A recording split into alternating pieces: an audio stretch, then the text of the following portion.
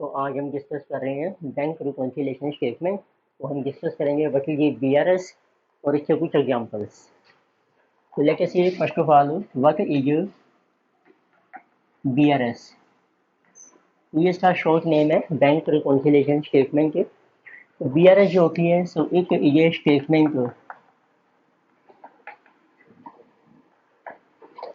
तो which shows the items we can say our transactions so which create a difference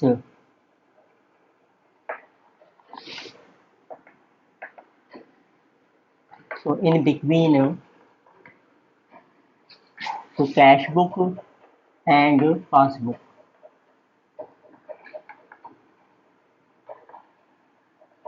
balances इसमें जो cash book और passbook के वजह से बैलेंस है उसमें कई बार डिफरेंसेज आते हैं। तो वो कौन कौन से डिफरेंसेज हैं, उसके क्या रीजंस हैं, तो exactly shown by bank reconciliation statement. तो सबसे पहले हम डिस्कस करते हैं कैश बुक और पासबुक क्या होती है और उसमें ट्रांजेक्शन्स कैसे रिकॉर्ड होती हैं। तो सबसे पहले आती है आपकी कैश बुक। तो कैश बुक जो होती है किसी prepared by businessman, so it is prepared by business। तो इसको हम ये भी कहते हैं it is books of business. Means कोई भी पर्सन जो अपना बिजनेस कर रहा है तो इस बिजनेस की जो हम बुक्स बनाते हैं तो उसमें एक तो वन बुक हमारी बनती है कैश बुक। तो इट मीन्स कैश बुक का बेसिक पर्पज है ये शो करती है आपको it shows what is the balance of number one cash in hand and second जो कैश एट बैंक। तो नॉर्मली जो कैश बुक होती है इसमें दो कॉलम्स होते हैं, एक होता है कैश का कॉलम। तो इसमें हम रिकॉर्ड करते हैं जो कैश ट्रांजेक्शन हो रही हैं, पर कुछ ट्रांजेक्शन आजकल हमारी चेक के थ्रू होती हैं, बैंक के थ्रू होती हैं। तो उसके लिए हम एक कॉलम ओपन करते हैं बैंक कॉलम। तो उससे आपको पता लगता है कि बैंक में कितना कैश का बैलेंस है आपका। तो इसी तरीके से इट मीन्स तो जो बिजनेसमैन है जब वो अपनी ट्रांजेक्शन करता है बिजनेस की कैश में या चेक के थ्रू विच इज कॉल्ड जो बैंक, तो हमें उससे बैंक का बैलेंस मिल जाएगा एज पर कैश फ्लो। तो इसी तरीके से जब आप ट्रांजेक्शन बैंक के साथ करते हैं तो बैंक भी अपनी बुक्स में प्रिपेयर करके है, इसको कहते हैं बुक्स ऑफ बिजनेस। ये प्रोप्राइटर की बुक्स हैं। उसी तरीके से एक होते हैं बुक्स ऑफ बैंक। अब जो बैंक है बैंक भी अपनी बुक्स प्रिपेयर कर रहे हैं। तो बैंक की बुक्स में जब भी कोई पर्सन जो बिजनेसमैन है वो ट्रांजेक्शन करेगा बैंक के साथ, बैंक उसकी ट्रांजेक्शन अपनी बुक्स में रिकॉर्ड करेगा। It means bank records transactions so with the businessman।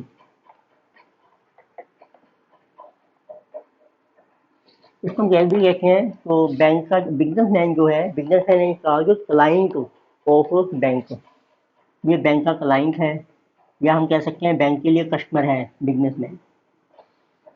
तो इसमें जो भी ट्रांजेक्शन होंगी अब उसको रिकॉर्ड करना है बैंक ने, और उसके बेस पर फिर बैंक अपनी बुक्स में प्रिपेयर करके है क्लाइंट का account, clients account. Means bank ने भी चेक करना है कि इस क्लाइंट का कितना पैसा उसको रिसीव हो रहा है, कितना उसने इसको पे कर लिया है और नेट बैलेंस कितना है। तो क्लाइंट के अकाउंट से आपको पता लगता है what is net balance of client in books of bank. Bank की बुक्स में कितना नेट बैलेंस है। ये जो क्लाइंट का अकाउंट बना रहा है बैंक अपनी बुक में, इसको कहते हैं पासबुक। तो clients account is called this is called passbook.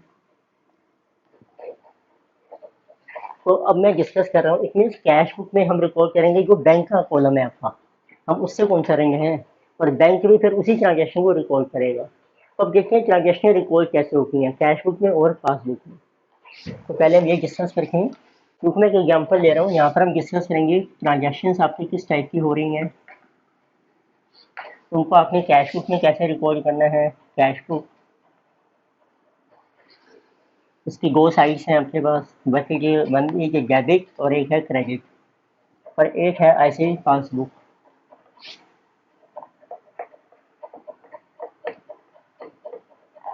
उसकी भी डेबिट साइड है और क्रेडिट साइड है। तो सबसे पहले ये को सपोज कर लीजिए आपको फर्स्ट ट्रांजेक्शन की है। अब ये है मिस्टर ए है, ये बिजनेसमैन है, इसने अपना बैंक में अकाउंट ओपन किया है। So A open bank account with rupees, ये अपने अकाउंट ओपन किया है रुपीज 10,000 से। तो उसको कैसे रिकॉर्ड करेंगे ये प्रॉब्लम। तो अब आपने एक तो बुक्स ऑफ ए अपनी बुक्स बनाएगा बिजनेस की, बुक्स ऑफ ए, और एक बनेंगी बुक्स ऑफ बैंक। तो मैं दोनों में आपको बता रहा हूँ किस तरीके से एंट्री होगी। तो ए को अपनी बुक्स में रिकॉर्ड करेगा, उसने बैंक अकाउंट ओपन किया है, इसमें मनी डिपॉजिट की बैंक, तो वो एंट्री कर देता है bank account debited to cash account. और बैंक के पास कैश आ रहा है, बैंक एंट्री करता है cash account debited to mister A account. तो बैंक के पास कैश आ रहा है ए से, ए ये गिवर और कैश की कमी, अमाउंट है 10,000। तो अब आप देखो जो कैश बुक है, समझो ये बैंक का अकाउंट है आपका, तो हम बैंक कॉलम की बात कर रहे हैं, जिसे जस्ट लाइक बैंक अकाउंट। तो क्या एंट्री होगी, bank account debit to cash, यहाँ पर आपकी एंट्री आ जाएगी डेबिट में टू कैश, 10,000 आपने डिपोजिट कर लिया। तो फिर बैंक शो करिएगा एक ही अकाउंट को वो क्रेडिट कर देगा। क्रेडिट साइड में पासबुक क्या है, ये एक अकाउंट है, ए अकाउंट, और ये है बुक्स ऑफ बैंक में, बुक्स ऑफ बैंक। और ये बुक्स ऑफ ए है आपकी, उसमें हम लेजर बना रहे हैं बुक्स ऑफ ए। तो उसने एंट्री कर दी बाय कैश, तो उसके पास कैश आ गया 10,000 से। तो पहले तो ये पता लगता है कि कैश उसमें जब हम डेबिट करते हैं वो पासबुक में क्रेडिट हो जाता है। तो हमारा ये एसेट मानी जाती है, बिजनेसमैन का कैश पड़ा है बैंक में, और बैंक के लिए लाइबिलिटी होती है कि उसने ये पैसा ए को पे करना है, क्योंकि बैंक जो है एज एक एजेंट का काम करके है ए के बिहाफ पर। होगी फर्स्ट ट्रांजेक्शन। अब जो कुछ सेकंड क्या होती है, अब ए को चेक रिसीव होते हैं कस्टमर से, वो उसको डिपॉजिट करता है बैंक में। तो सेकंड है सेकंड ट्रांजेक्शन। तो ए डिपॉजिट्स और चेक जो उसको रिसीव हो रहा है from customer in bank account, उसने बैंक में डिपॉजिट कर दिया और उसका अमाउंट है ₹425,000। ठीक है, ए को एक चेक मिला कस्टमर से, वो उसने बैंक में डिपॉजिट कर दिया।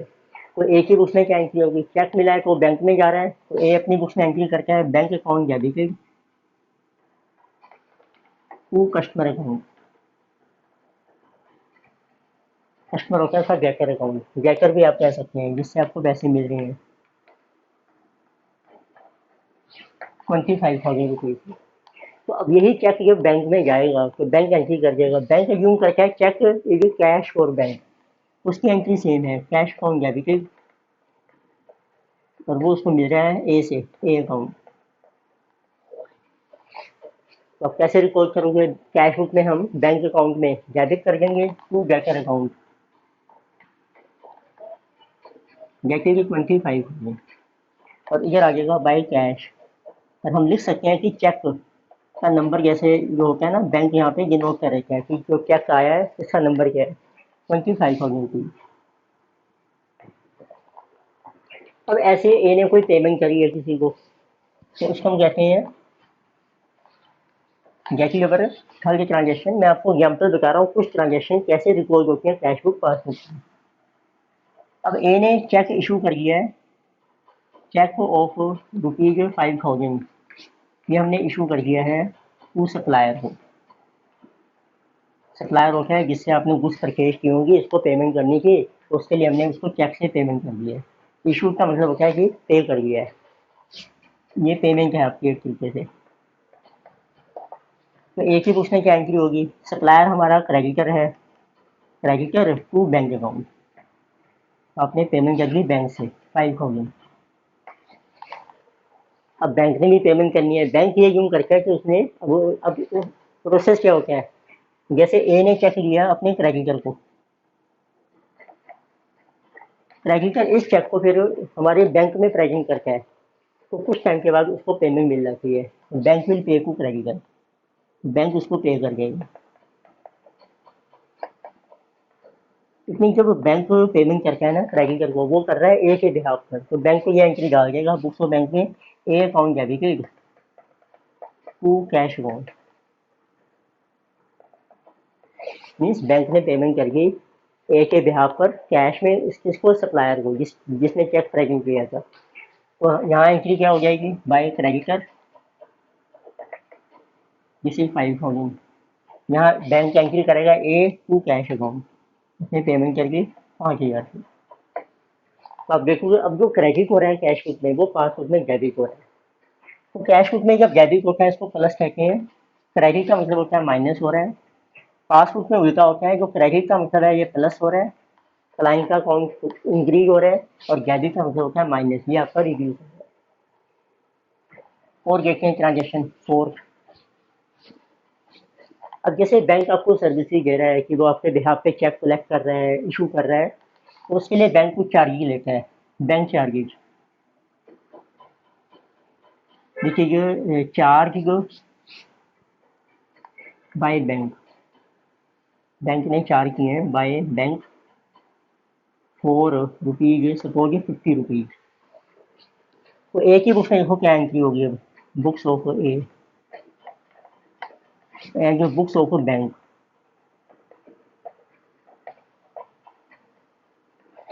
बैंक ने समझो ये पैसा रिकवर करना है ए से, तो बैंक को डेबिट करके ए के अकाउंट को, ए अकाउंट डेबिटेड, और ये बैंक की इनकम होती है, उसको वो क्रेडिट कर देगा अपनी इनकम बैंक चार्जेज।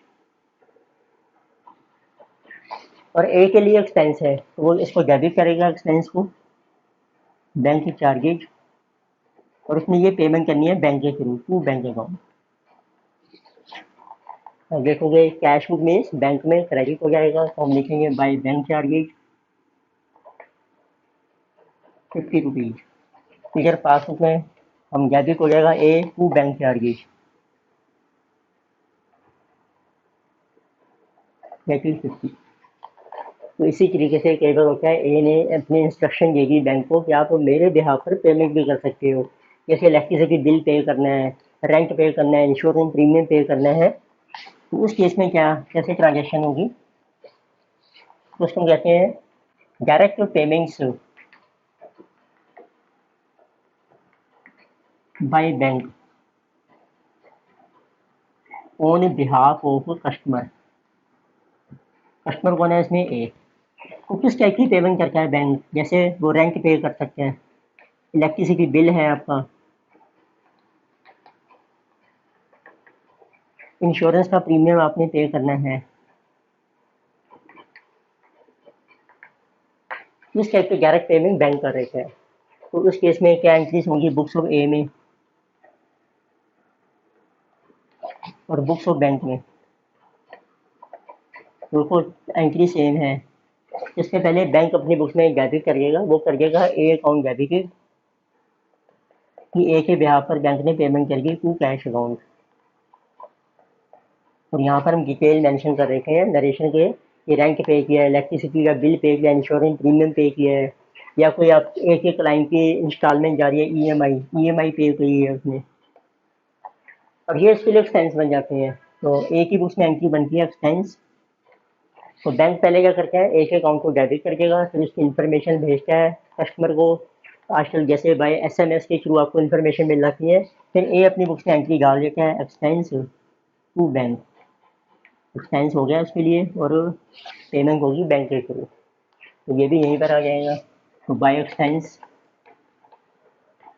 और इधर आ जाएगी टू कैश, ये बैंक ने कैश पे कर दिया, जितना भी अमाउंट है आपको। तो ऐसे एक और आइटम आती है, अब एक ही पोर्टल में कोई इन्वेस्टमेंट है या कोई फिक्स डिपॉजिट है बैंक में, उसके ऊपर उसको इंटरेस्ट मिलना है, तो वो भी बैंक ने कलेक्ट कर लिया डायरेक्ट, तो उसको कहते हैं डायरेक्ट कलेक्शन बाय बैंक, जिसे कहा गया डायरेक्ट कलेक्शन बाय बैंक।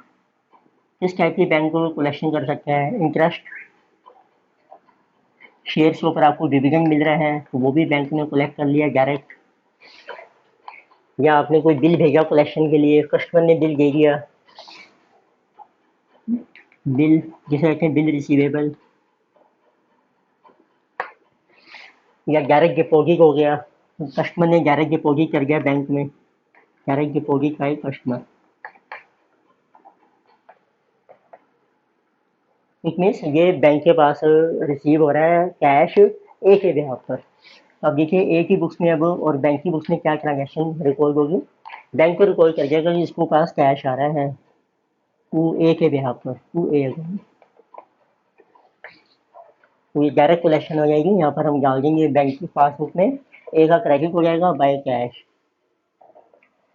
हम ब्रैकेट में लिख देंगे इंटरेस्ट है, डिविडेंड है, या कोई बिल की कलेक्शन हो कर ली बैंक ने, और इधर ए फिर बैंक इंस्ट्रक्शन भेजेगा ए को कि कलेक्शन हो गई है, फिर ए अपनी बुक्स में एंट्री कर देगा उसके पैसे आ गए हैं बैंक में, बैंक अकाउंट डेबिटेड, और ये इनकम है तो इनकम में डाल दो income account,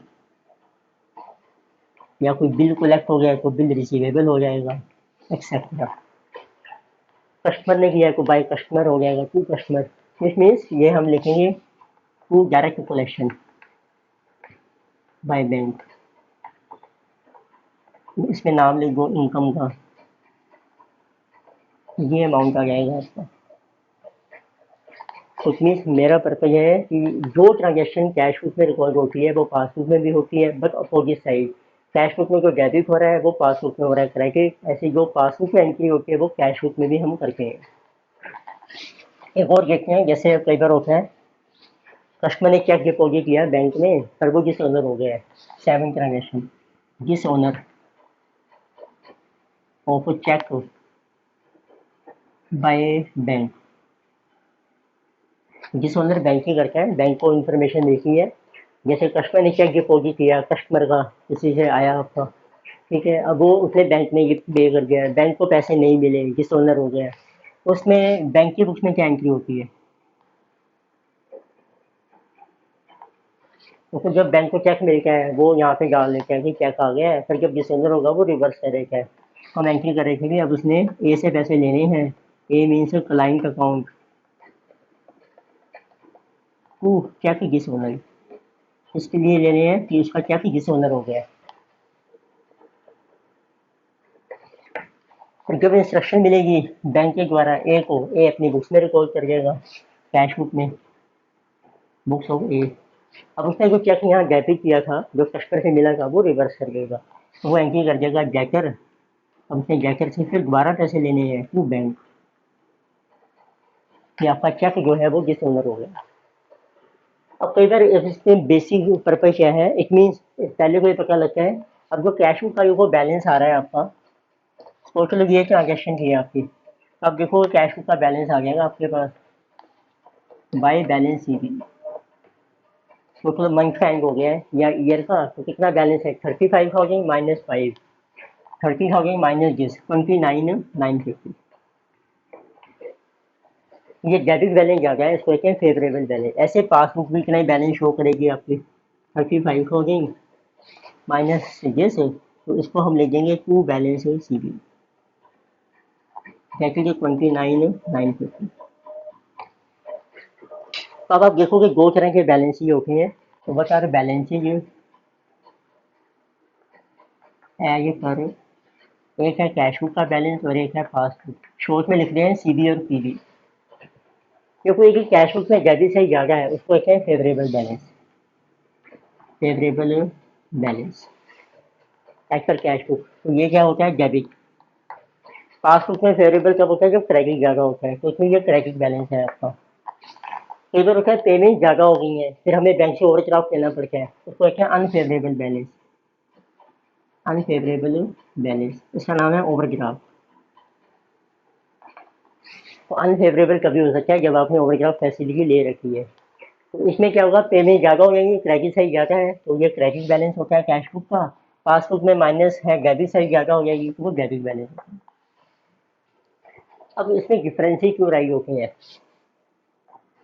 Y difference you arise हमने देखा ना नॉर्मली को कैश बुक और पासबुक का बैलेंस सेम होना चाहिए, पर कई बार डिफरेंस होता है। तो डिफरेंस ही क्यों राइज होते हैं इन कैश बुक में एंड पासबुक में? देखो पहला रीजन क्या है। अब कस्टमर ने जो ए ने चेक डिपॉजिट किया, जो उसके क्लाइंट से आया, ब्रैकर से आया, तो चेक डिपॉजिट हो गया आपका अकाउंट में। पर आपने को कैश बुक में क्या हुआ, इसको ये हो गया आपका डेबिट, मीन्स इधर एंटर हो गया। फिर बैंक क्या करता है, जब कस्टमर चेक डिपॉजिट करता है तो पहले ये चेक आपने बैंक में डिपॉजिट किया, तो बैंक उस कस्टमर को प्रेजेंट करेगा जिसका चेक है। वहाँ से जब मनी आ जाएगी फिर वो बैंक आपकी पासबुक में क्रेडिट कर देगी। तो सपोज चलो आप 31 मार्च को बना रहे हैं, अभी पासबुक में आपको ये पैसा नहीं आया है, इसका मतलब डिपॉजिट हो गई है but not collected by bank, तो यहाँ तो एंटर हुए नहीं अभी। अब इससे डिफरेंस आ जाएगा, यहाँ तो आपका बैलेंस इंक्रीज हो गया पर यहाँ इंक्रीज नहीं हुआ है, ये रीजन है। ऐसे सेकंड केस चेक इशू, आपने पेमेंट करी, क्रेडिटर को चेक इशू कर दिया है, अब वो हमारे बैंक अकाउंट बैंक में जाएगा, बैंक को प्रेजेंट करेगा, तब उसको पेमेंट मिलती है। और हमें लिखा है कि बट नोट प्रेजेंटेड। ये नॉर्मल कब आता है डिफरेंस, जैसे महीने का एंड होने वाला है, आपने 30 मार्च को चेक इशू किया है, पर वो गया अब आपका 1 अप्रैल को गया बैंक में, इसका मतलब है कि 31 मार्च का ये प्रेजेंट नहीं हुआ है, तो आपका क्या होगा कैश बुक में मेरे को आपने पेमेंट कर दी, पर पासबुक में ये अभी आपका डेबिट नहीं हुआ है, तो इससे फिर डिफरेंस राइज होगा। तो ऐसे अब बैंक ने चार्जी लगा के अपने पासबुक में हो गए डेबिट, पर अभी कैश बुक में नहीं हुए आपके, एंटर नहीं किया। बैंक में कलेक्शन कर लिया आपके बिहाफ पर, जैसे कोई भी मनी कलेक्ट करिए इंटरेस्ट की, पर आपको इन्फॉर्मेशन नहीं मिली, वो आपने कैश बुक में एंटर नहीं करी, तो मीन्स उससे डिफरेंस राइज होते हैं, तो हम उसके लिए बनाते हैं BRS। तो हमारा BRS क्या होता है, BRS से शो करती है डिफरेंसेज इन कैश बुक में एंड पासबुक में। तो अब देखते हैं कि अब आपने ना इसको जस्ट कैसे करना है BRS, इसमें दो केस बनते हैं। तो वो अब आपको ये जो कैश बुक का बैलेंस दिया है, चाहे वो फेवरेबल है या अनफेवरेबल है, when balance is given as per cash book. अब आपको कैश बुक का बैलेंस दिया है ना, तो आपने ना BRS इस तरीके से बनानी है, एडजस्टमेंट जो करनी है वो कैश बुक में करनी है। All adjustments to be made in cash book. Adjustment का मतलब है, जैसे आपने चेक यहाँ किया डेबिट, पर अभी पासबुक में क्रेडिट नहीं हुआ, तो इसका कैश बुक का बैलेंस ज़्यादा हो गया है, तो उसको आप माइनस कर दो। तो इस तरीके से एडजस्टमेंट कर रहे हैं कि इसका जो बैलेंस है कैश बुक का वो पासबुक के इक्वल आ गया, सो दैट ऑब्जेक्टिव क्या है आपका, so that balance of cash book becomes equal to balance of balance as per passbook, जो पासबुक में बैलेंस है उसके इक्वल आ जाएगा। उससे आपको पता लग जाएगा ये डिफरेंस है हमारे। इसी तरीके से यदि आपको बैलेंस दिया as per passbook case B, तो when balance is given as per passbook, अब आपको एडजस्टमेंट करनी है पासबुक में, make adjustments in passbook so that balance of passbook becomes equal to balance of cash book, ताकि वो cash book के equal हो। तो अब मैं क्वेश्चन करता हूँ, इलस्ट्रेशन कर रहे हैं हम, तो ये है सेकंड इलस्ट्रेशन, उससे आपको क्लियर होगा ये क्या है। और BRS का परफॉर्मा क्या है आपका, इलस्ट्रेशन सेकंड है, पेज नंबर 3.16। तो आपने बनाने होते हैं बैंक रिकॉन्सिलेशन स्टेटमेंट। तो आपको दिया है जैसे आपकी डेट मेंशन नहीं की, बस BRS है, तो आपने ना ये को दो कॉलम ओपन करनी है। देखिए को आपको लिखा है balance as per cash book, जैसे इस क्वेश्चन में बैलेंस आपको दिया है एज पर कैश बुक, तो आप लिखिए एज पर कैश बुक, एक बना लीजिए डेबिट का कॉलम, कैश बुक में डेबिट को रखें प्लस और एक आ जाएगा क्रेडिट, ये होता है माइनस का। तो अब इसमें आपने कैश बुक में सारी एडजस्टमेंट करनी है और एक बनाते हैं रफ समझने के लिए कैश बुक, उसके दो कॉलम हैं आपके प्लस माइनस, और ऐसे ही है एक आपकी पासबुक प्लस और माइनस, डेबिट क्रेडिट, और ये है डेबिट क्रेडिट प्लस आपका रिवर्स होता है। तो देखो इलस्ट्रेशन 2 में आपको प्रिपेयर करनी है बैंक रिकॉन्सिलेशन स्टेटमेंट। आपको ये balance as per cash book, balance as per cash book इसमें कुछ नहीं मेंशन किया है तो ये फेवरेबल माना जाएगा। फेवरेबल मीन डेबिट बैलेंस है जिसे 2,40,000। अब देखते हैं एडजस्टमेंट कैसे करेंगे। उन्होंने लिखा है पहला, चेक से issued but not presented in bank account. आपने चेक इशू किए हैं तो चेक जब इशू करते हैं कैश बुक में आते हैं बाय क्रेडिटर, तो यहाँ पर आपने एंट्री डाल दी होगी चेक से इशूड, और कितना अमाउंट है आपका 1,36,000, तो पेमेंट कर दी है आपने। बट अब इस क्रेडिटर ने अभी इसको बैंक में प्रेजेंट नहीं किया है, इसको पासबुक में अभी पेमेंट नहीं हुई, यहाँ आपका डेबिट नहीं हुआ है। तो आपका क्या होगा, देखो कैश बुक में आपका बैलेंस कम हो गया, माइनस हो गया, रिड्यूस हो गया, पर हमने एडजस्टमेंट करनी है कैश बुक में। तो आप कैश बुक का बैलेंस वापस इंक्रीज कर दो, इसको कैंसिल कर दो, क्योंकि हमने माइनस कर लिया है पर पासबुक में माइनस नहीं हुआ है, तो उसको आप कैश बुक में प्लस कर लो। तो हम लिखेंगे यहाँ पर ऐड, और जो नरेशन दिया क्वेश्चन है वो लिख दो आप, cheques issued but not presented, अभी प्रेजेंट नहीं हुए, राइट। कैश बुक में हो गया माइनस, पासबुक में नहीं हुए, तो हमने कैश बुक में करना है इसको प्लस 136,000। तो इस ट्रांजेक्शन का इफेक्ट कैंसिल हो जाएगा, तो बैलेंस हमारा इक्वल हो जाएगा। सेकंड, चेक डिपॉजिट किया इनका bank but no cheque clear. अब हमने एक चेक डिपॉजिट किया है, तो जब चेक डिपॉजिट करके हो तो आप लिखते हैं या तो चेक डिपॉजिटेड, जो कस्टमर है आपका उसका नाम आ जाता है डेकर का, पर अभी इसकी पेमेंट नहीं आई आपके बैंक अकाउंट में, उसमें टाइम लगेगा, उसमें लिखे नोट क्लियर दिस इज 90,000। उसको कैसे एडजस्ट करेंगे, हमने को कैश बुक में प्लस कर दिया है पर अभी पासबुक में नहीं हुआ है, तो उसको कैंसिल करने के लिए माइनस करके, तो उसको लिखेंगे लेस, चेक नोट क्लियर, जो क्लियर नहीं हुआ है बाय बैंक, तो आपने करना है -90,000। तो जब मैं माइनस कर रहा हूँ तो लिख रहा हूँ लेस, जब ऐड हो रहा है प्लस हो रहा है तो हम लिख रहे हैं ऐड। फिर एक आपकी बैंक चार्जिंग है 300। बैंक चार्जिंग कौन लगाता है, बैंक लगाता है, तो बैंक ने पासबुक में एंट्री कर दी टू बैंक चार्जिंग, बैंक के जो चार्जिंग है दीज आर 300, इसका मतलब है पासबुक में हो गए माइनस।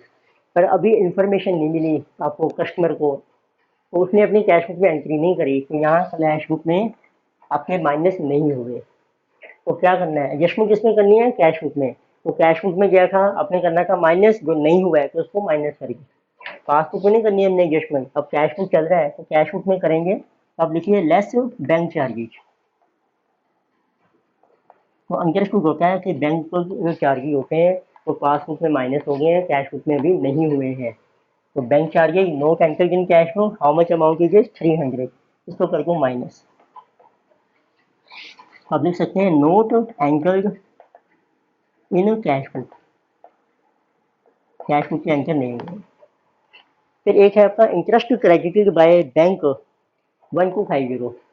एक बैंक ने इंटरेस्ट दिया है आपको, जैसे जो भी बैंक में बैलेंस होता है ना उसमें इंटरेस्ट मिलता है, तो बैंक ने इंटरेस्ट दिया है तो आपकी इनकम है, तो बैंक ने यहाँ कर दिया क्रेडिट बाय इंटरेस्ट 1250।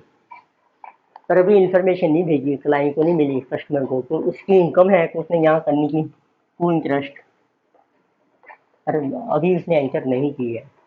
तो आप देखो कैसे एडजस्टमेंट करोगे, पासबुक में प्लस होगी है, कैश बुक में प्लस होनी थी अभी नहीं हुई है, उसको कर दो प्लस ऐड। हम लिखेंगे इंटरेस्ट क्रेडिटेड बाय बैंक, जो बैंक ने आपको इंटरेस्ट दिया है। बैंक सारी ट्रांजेक्शन जो है वो पासबुक में करके है, बिजनेस है कैश बुक में। इंटरेस्ट क्रेडिटेड बाय बैंक, उसमें यहाँ प्लस करना है कैश बुक में 125। तो बस ये ट्रांजेक्शन है, अब आपको बैलेंस कैलकुलेट करना है। जब आप कैश बुक से शुरू करोगे तो वो आएगा पासबुक का बैलेंस। अब देख लो कौन सी सही जगह है, डेबिट जब कोई जगह है तो हम लिखेंगे दिस इज फेवरेबल बैलेंस। ये फेवरेबल बैलेंस आ जाएगा आपका एज पर पासबुक। नीचे कर दो टोटल, तो डेबिट का जो टोटल बन रहा है आपका, सो दिस इज बिकमिंग 377,250। उसको लिखो 377,250, इसमें से कर दो ये माइनस 90,300। तो दिस बैलेंस इज 53,932,167,897,286,950। ये आपका फेवरेबल बैलेंस आ गया answer passbook. Favourable cash book का कौन सा होता है, डेबिट, और पासबुक का होता है क्रेडिट।